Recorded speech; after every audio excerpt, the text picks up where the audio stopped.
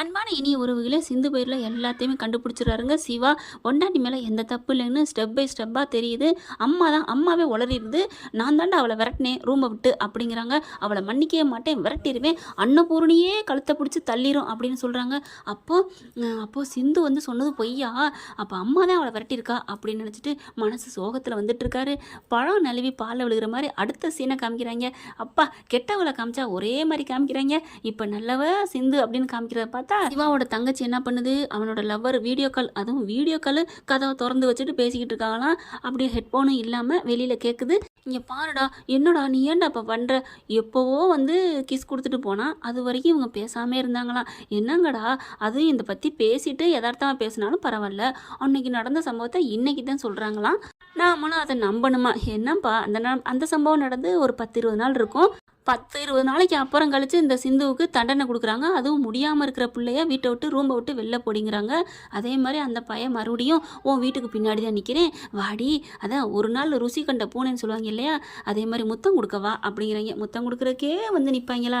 அப்போ அது உண்மை காதலங்க, அது வேஸ்ட்டு காதல் தான் சொல்லணும். ஆனால் நான் வரமாட்டேன்டா, அன்னைக்கு பாவம் அண்ணி பார்த்து அடித்து, எங்கள் அம்மா அண்ணி அடித்து அவங்க கம்ப்ளைண்ட் கொடுத்து அப்படி இப்படின்னு சொல்லி முடிக்குது. நான் வரமாட்டேன் அப்படின்னு சொல்லுது. ஒரே ஒரு வாட்டிடி ப்ளீஸ்னு கெஞ்சுறேன்.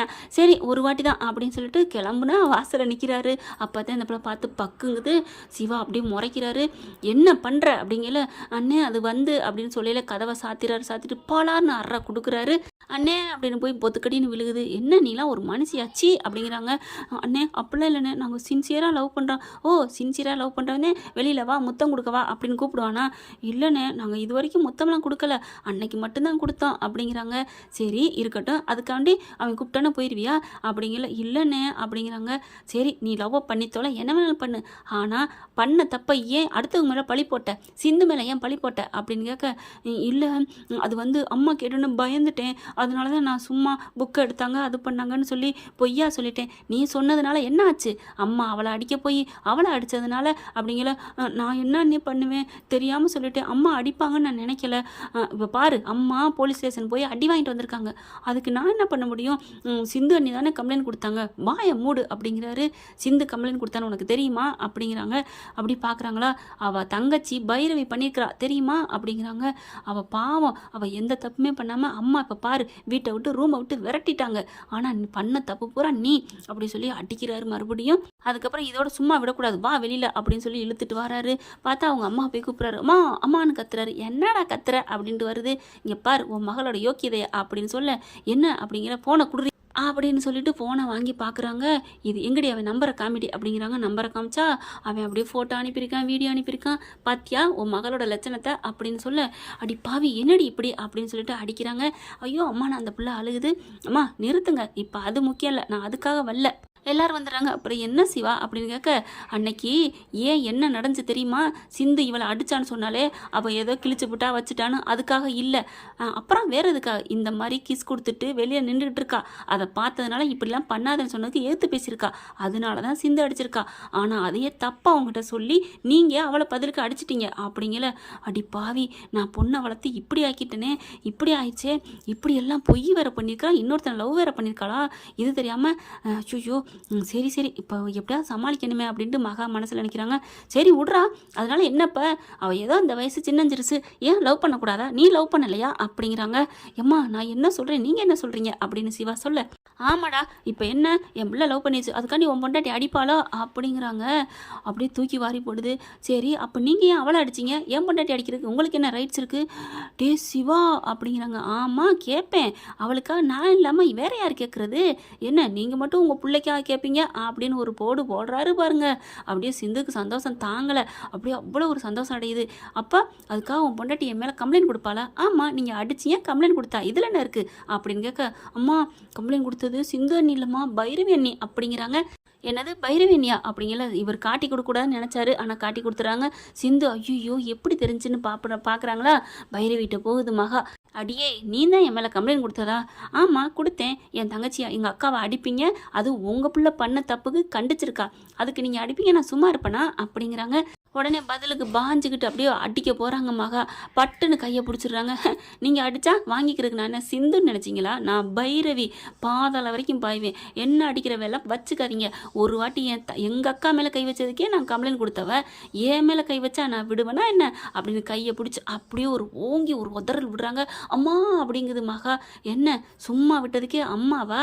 அப்போ ஒரு முறுக்கி விட்டா அப்பாவையும் சேர்த்து கூப்பிடுவீங்களா அப்படின்னு சொல்ல பார்க்குறாரு ஆர்வம். ஆஹா, இவகிட்ட பார்த்து இருக்கணும் போல இருக்கே, கையை இப்படி விட்டதுக்கே சித்தி நடுங்கி போகுதே அப்படிங்கிறாங்க. அப்புறமா அன்னபூர்ணி பார்க்குறாங்க. சரி சரி விடுங்க, இந்த பிரச்சனை இதோட விடுங்க அப்படிங்கிறாங்க. அதுக்கப்புறம் இங்கே வா அப்படின்னு அவங்க மகளை கூப்பிட்றாங்க, சிவா தங்கச்சியை. என்ன பெரியம்மா, இங்கே பாரு, அந்த பையன் நல்ல பையனா? நல்ல பையன் தான் பெரியம்மா. அப்போ அவனை பொண்ணு பார்க்க வர சொல்லு. இல்லை இன்னும் கொஞ்ச நாள் போகட்டும்னு சொன்னான். அதானே அப்படின்னு பைரவி சொல்கிறாங்க. அதைத்தான் நான் சொன்னேன், அவன் நல்லவனாக இருந்தால் இப்படிலாம் சொல்லியிருப்பானா? இருமா இரு பைரவி, அன்னபூர்ணி சொல்லுது. சரிம்மா, கல்யாணம் இப்போ வேணாம், வந்து பார்த்து வச்சுட்டு நிச்சயம் போட்டு வைக்கலாம், அவங்கள வர சொல்கிறியா அப்படிங்கிறாங்க. சரிங்க பெரியம்மா அப்படிங்கிறாங்க. மகாவை கூட்டிகிட்டு போய் தனியாக பேசுது அந்த பிள்ளை. என்னடி நினச்சிட்டு இருக்க, ஏன்டி இப்போ கல்யாணம் நிச்சயங்கிற அப்படிங்கிறாங்க. இல்லைம்மா, அந்த பையன் நல்ல வசதியான பையன்தாம்மா அப்படிங்கிறாங்க. ஓ வசதியான பையனா, அப்போ வர சொல்கிறி, விட்டுறக்கூடாதுடி, அந்த பையில கல்யாணம் பண்ணிடுவோண்டி அப்படிங்கிறாங்க. சரிம்மா அப்படிங்கிறாங்க. ஐயோ அவன் ஏழையாச்சே, இவ்வளோக்கு வசதி இல்லையே, அம்மா இப்படி நினைக்குதே, அப்போ ஏழைன்னு தெரிஞ்சால் வேணான்னு சொல்லிடுமோ அப்படின்னு பயந்துகிட்டே இருக்குது. இப்போ என்ன பண்ணுறதுன்னு தெரியலன்னு தவிச்சிட்டு இருக்கு. சிந்து போகுது. என்னம்மா என்ன அப்படிங்கல, அண்ணி என்னை மன்னிச்சிருங்க அண்ணி அப்படிங்கிறாங்க. அந்த பையனை கூட்ட சொல்லிக்க, உங்கள் அம்மா என்ன பண்ண போகிற? அண்ணி அவங்க வருவாங்க, ஆனால் அவங்க பணக்காரவங்களாம் இல்லை அப்படிங்கிறாங்க. பணக்காரவங்க இல்லையா, நடுத்தரம்மா, ஏழையா அப்படிங்கிறாங்க. அவங்க நம்ம அளவுக்கு இல்லை அண்ணி அப்படிங்கிறாங்க. சரி விடு, வர சொல்லு, பார்த்துக்கலாம், இந்த அண்ணி இருக்கேன், உன் கல்யாணத்தை உண்மையான காதலை தான் நான் நடத்தி வைக்கிறேன் போதுமா அப்படிங்கிறாங்க. அண்ணி தேங்க்ஸ் அண்ணி அப்படின்னு கட்டி பிடிக்கிறாங்க.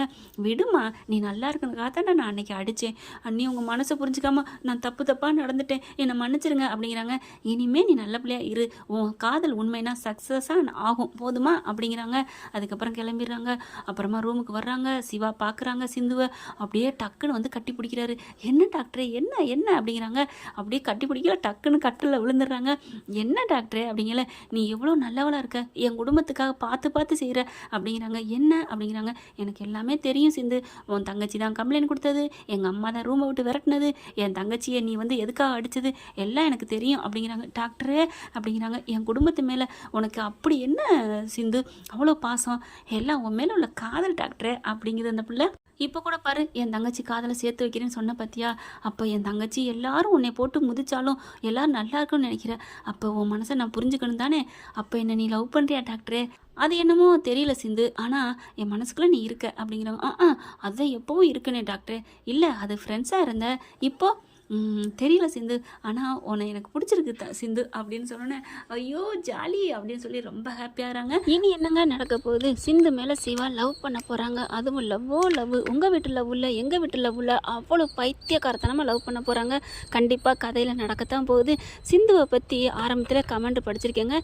இந்த பொண்ணை நல்லவளாக காமிப்பாங்க, கடைசியில் அவ்வளோ இவ்வளோ மாதிரி யாருமே இல்லைங்கிற மாதிரி காமிப்பாங்க, கடைசியாக சிந்துவும் லவ் பண்ணுவான். இதுதான் கதையை டைரக்டர் கொண்டு வர போகிறாரு அப்படின்னு ஏற்கனவே ஒரு ரசிகர் ஃபேன்ஸில் பார்த்தேங்க.